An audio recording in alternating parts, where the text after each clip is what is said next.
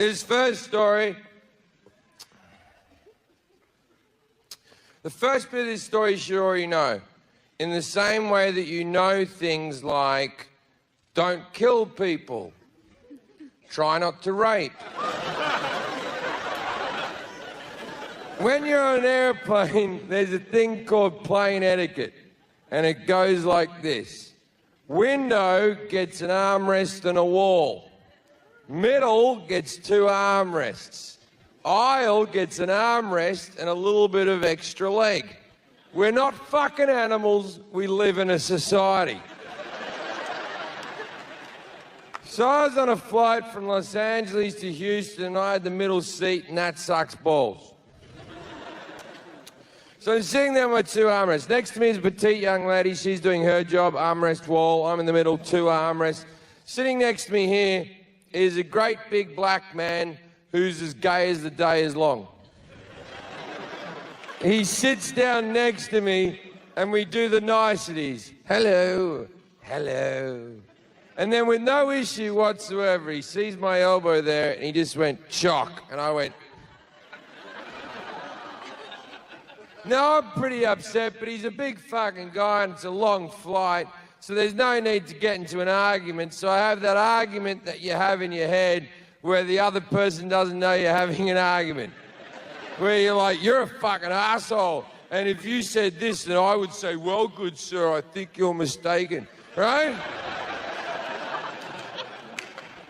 So I sit there festering for like 45 minutes, and eventually the air stewardess comes with a drink cart. Now, why I'm on air stewardesses, right?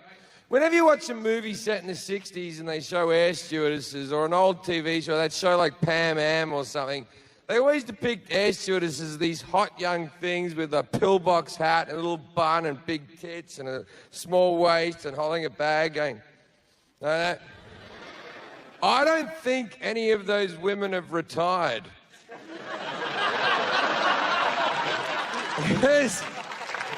This thing was just being propped up by the drink cart. 50 years of recycled air had made her skin drip off her skull like the end of Raiders of the Lost Ark.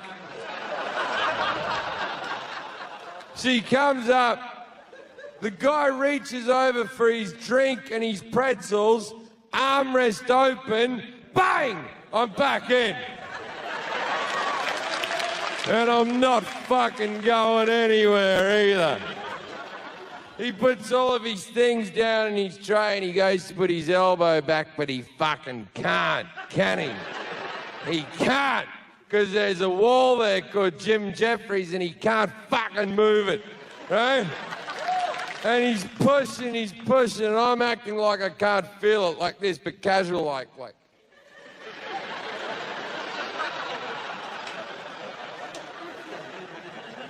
Then he gets his fist like this and his hand like that, and he's pushing really hard back.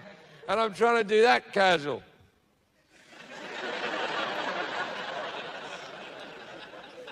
But he's much bigger than me, and eventually I have to give in. I just went chock.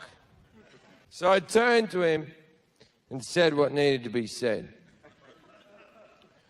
Why are you such a cunt? Now, I understand that that word in this country isn't as popular as maybe it should be. People were freaking the fuck out. They were going, he did, he just said it, I heard him say it.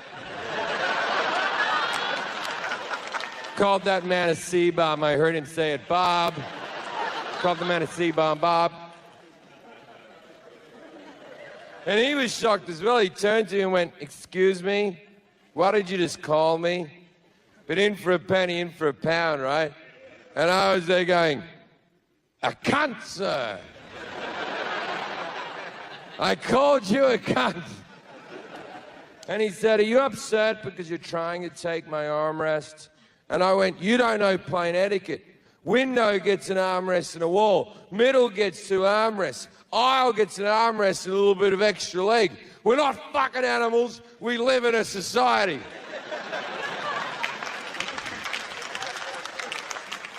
And the people that initially hated me agreed with me like, he is right about that. That is true. That is true. We do live in a society. And he went, oh, I'm only taking the back of the armrest. You can have the rest of the armrest. And I went, you take the back, you take the whole fucking thing. No one gives a fuck about the front of the armrest.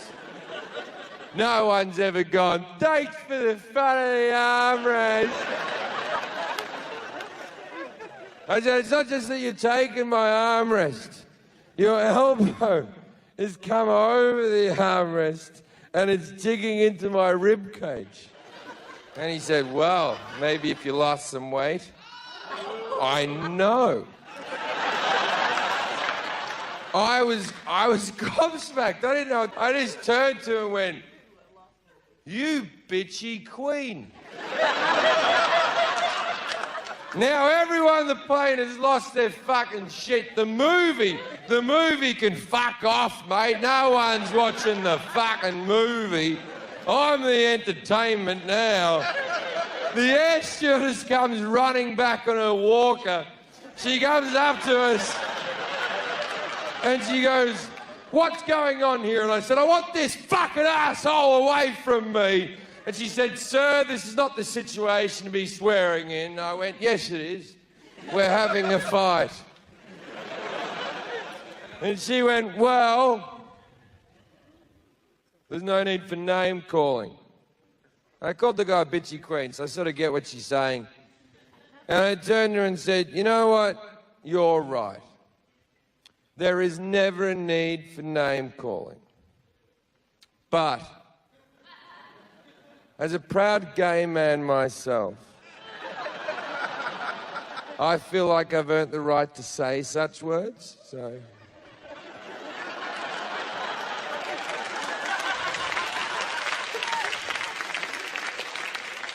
She apologized. The gay guy knows I'm fucking lying.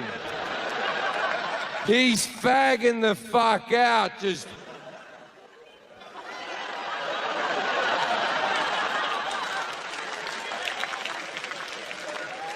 And the air stewardess went, can everyone calm down?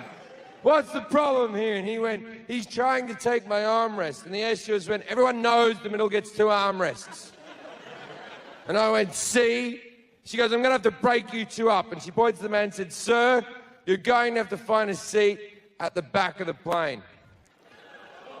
I'm victorious. I stand up. I bash my head on the thing. I point at the man and I went, get to the back of the plane. Now, a lot of people on that plane hadn't seen the rest of the argument. All they have seen is me pointing at a black man, yelling, get to the back of the plane. Things got real awkward real fucking quick. I didn't know what I'd done yet. People were yelling at me, calling me a racist, and I was like, I know, but how do you know?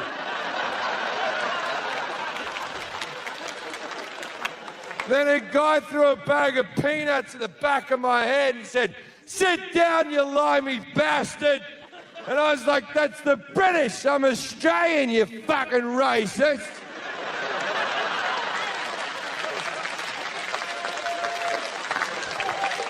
Which would have made a lot of sense if being British or Australian was a race and not a nationality.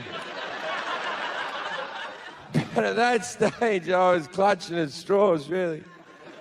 So, I go sit back down in his old chair. We got the empty seat between us. Me and the girl pounded out. Now, later on the flight, I'm walking up the back of the plane to the toilet. And I want to see the guy, because I want to go.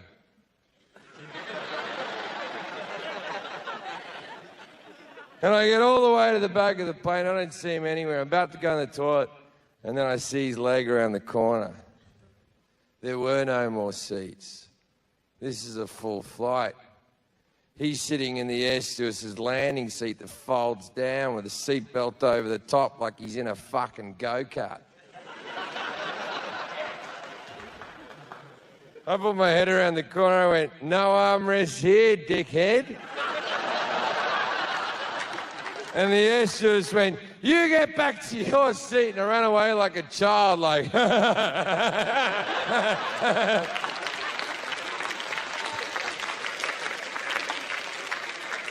So, for landing, I go sit back down in his old seat. Now, the air stewardess seat is taken, so she's taking my old seat in the middle, and she fucking hates me.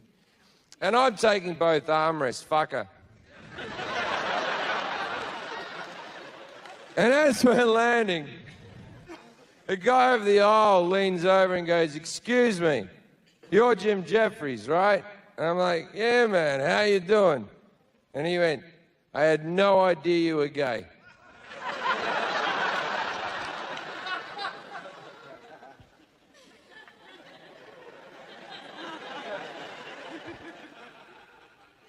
Fucking yeah, man. I like cock.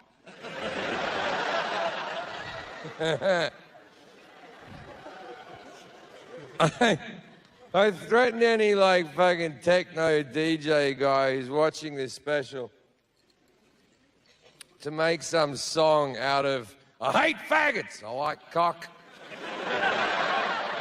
I hate faggots, I like cock.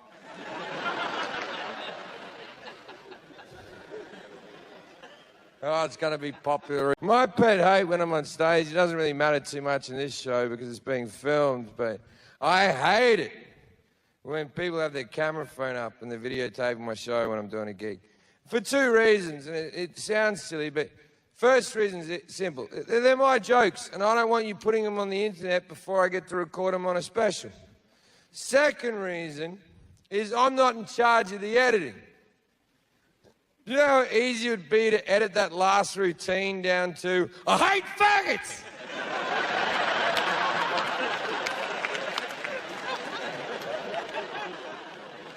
and I'd be getting interviewed and someone would go, "Jim, why do you hate homosexuals so much?" And I'd be like, "I don't hate homosexuals." And then they'd show me the clip and I'd be like, "Oh no."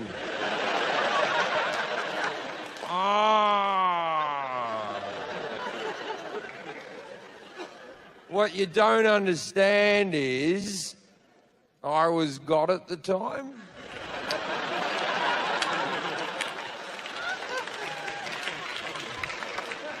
God doesn't like homosexuals. And I don't hate gay people, I'm pro-gay people, man. I protested for gay marriage. I believe very strongly in gay marriage. I believe if you're a person who's watching this special right now and you don't believe in gay marriage, turn it off, you're a fucking dick and I don't want anything to do with it. Now, and my reasoning is so simple, right? If you don't believe in gay marriage, you're a dickhead because it's got nothing to fucking do with you, right? Doesn't matter. It doesn't matter who loves who or who wants to be with who. It's none of your fucking business. None of your fucking business. If you hate gay marriage, you know what you should do? Don't marry a gay person. That'll be your little way of getting around it. That'll fucking show the gays, eh?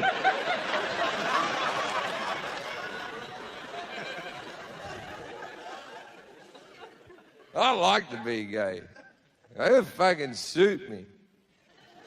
I studied musical theatre at university. I'm wearing leather without a shirt underneath.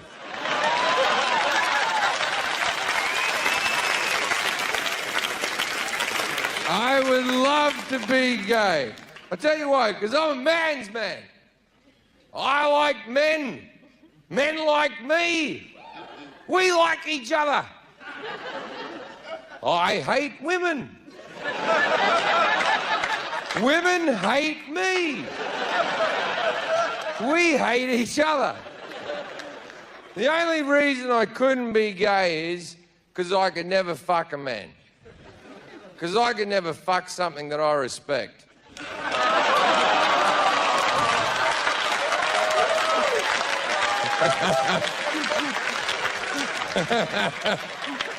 That's a good fucking joke, eh? That's a good joke.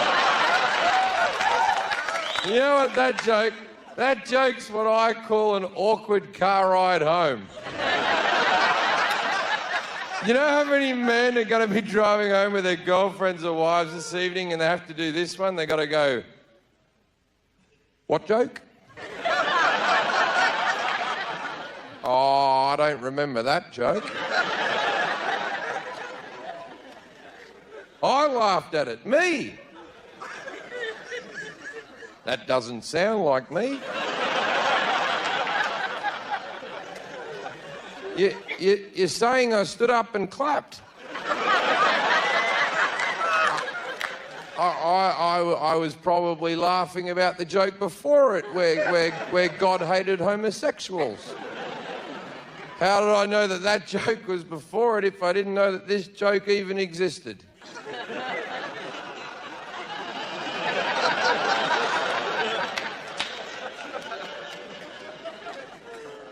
Your mother's a cunt.